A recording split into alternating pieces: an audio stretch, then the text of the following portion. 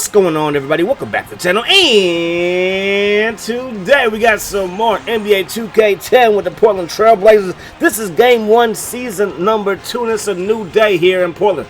TJ Ford is our new starting point guard, and Outlaw is now our starting small forward, while Batum is going to back him up. With the additions that we can have very unique lineups where we can go small, and our small is not that small because Outlaw could easily play the 4, so could Batum. And then we can go extremely big with our new center, Emmanuel Dupin, who was supposed to be a lottery pick, but he fell to us at number 15, just outside the lottery. So we're down 2-0, gonna lay it up and not lay it in though. Brandon Roy can't finish amongst the trees. Williams in transition gets the ball to Karolinko, gets it into Brewer, who lays it up and lays it in. This Utah squad is basically the same as last year, except for the fact that they no longer have Carlos Boozer, who left in free agency. So we are down by 2 off of the miss. We get the ball into TJ Ford's hands. He's open. He's going to pull into a jumper, and that's going to fall. Mid-range game, stupid for him. Threes, not the greatest. Defense for him, not the greatest, but he does get the stop right there, and he's able to get the rebound, and now he's going to run the fast break. He's going to find Outlaw on the wing. Outlaw gets around Brewer, lays it up over Millsap, and that's going to fall, and the Blazers are up by 2. We get inside to Greg Oden. Oden, off his own miss, grabs the rebound and puts it back in. Too much of a monster down low. Aldridge out to TJ Ford, gets it to Brandon Roy.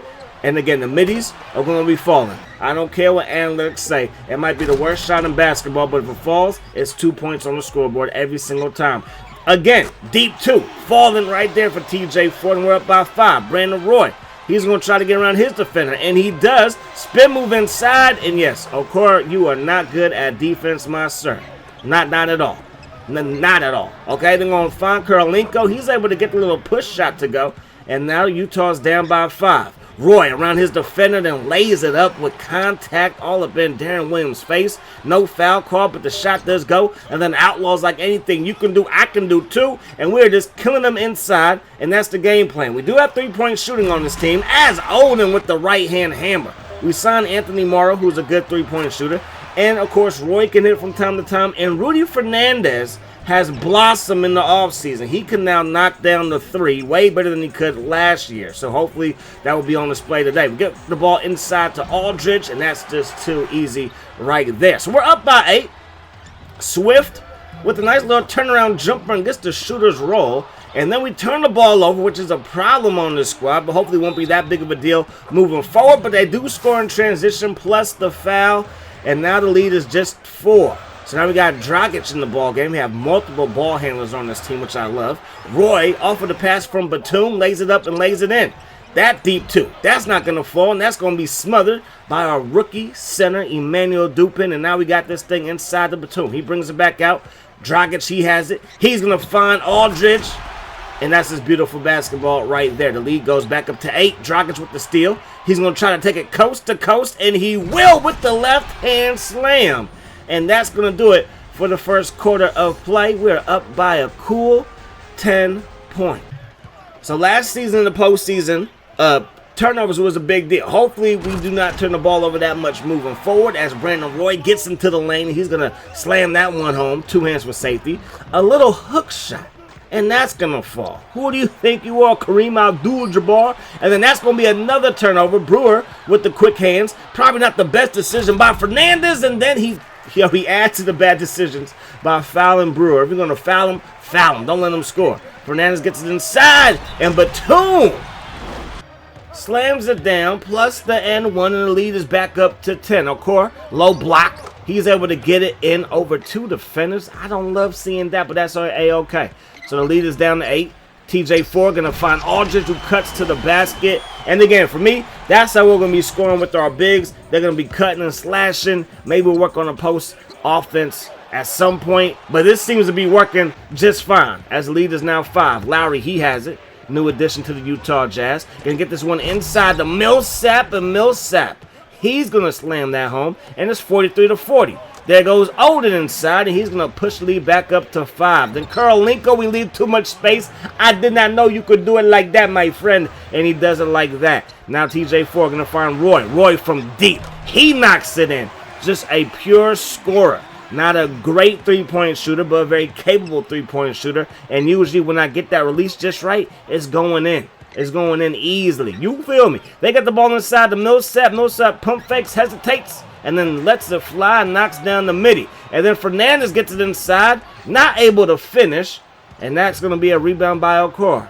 There goes Swift. Swift going to find Lowry. Lowry, he's going to lay it up and in, and now it's a 1-point game for the Blazers.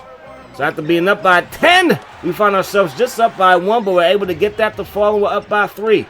Just under a minute to go here in the second quarter, and that's going to fall, and that cut the lead down to 1. So, Roy, I need you to do Roy-type things.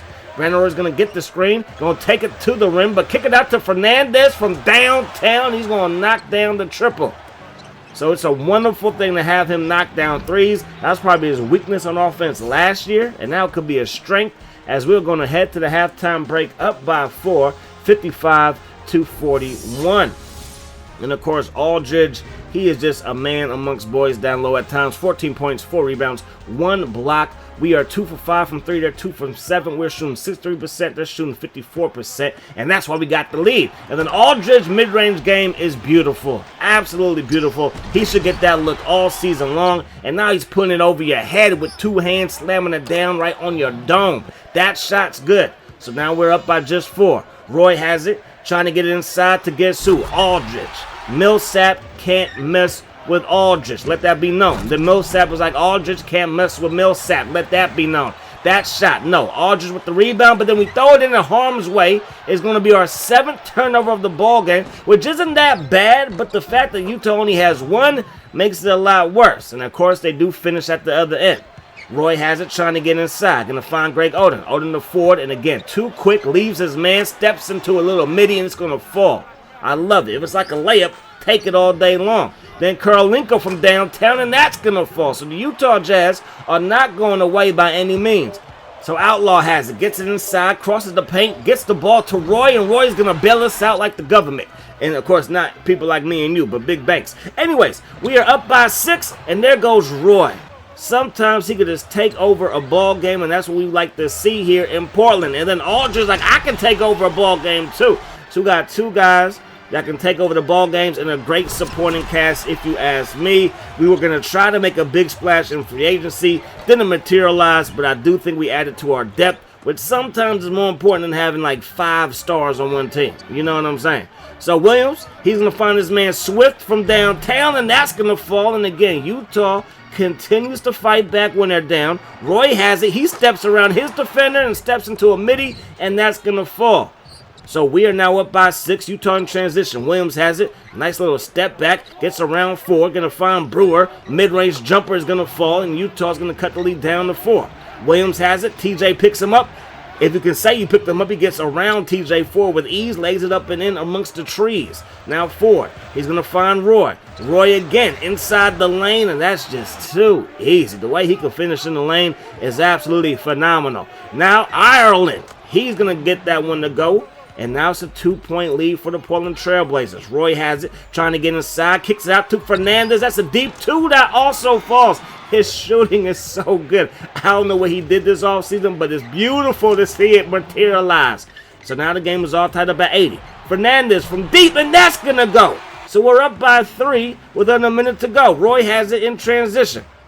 He's going to find Emmanuel, who's going to slam it down with the right hand hammer. Our first-round pick coming through when we need him to. That midi's going to fall for Utah, and now it's a 3-point lead. They're going to try a 3 with Brewer. Get that shot out of here. Batum with the defense. 0.4 on the clock. They're not going to get a shot off, and that is going to do it for the third quarter of play. Fourth quarter, we want to see more of the same. So our man Aldridge has been a catalyst, but I think Roy is going to try to take over this fourth quarter. Outlaw's going to find Fernandez from downtown. He's been cooking from there. Y'all might want to get an oven mitt because he's hot.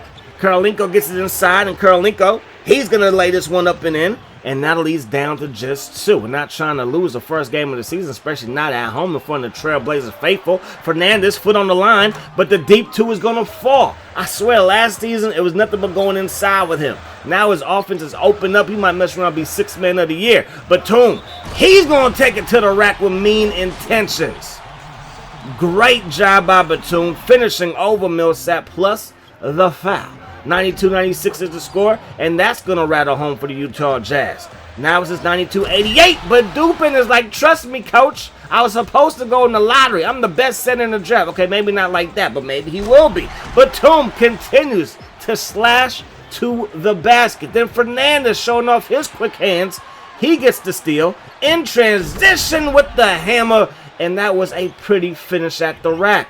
Williams, his shot a little bit flat. Left that soda open too long. It got flat on you. 101-88 is the score. Fernandez has it. Waiting to get his screen.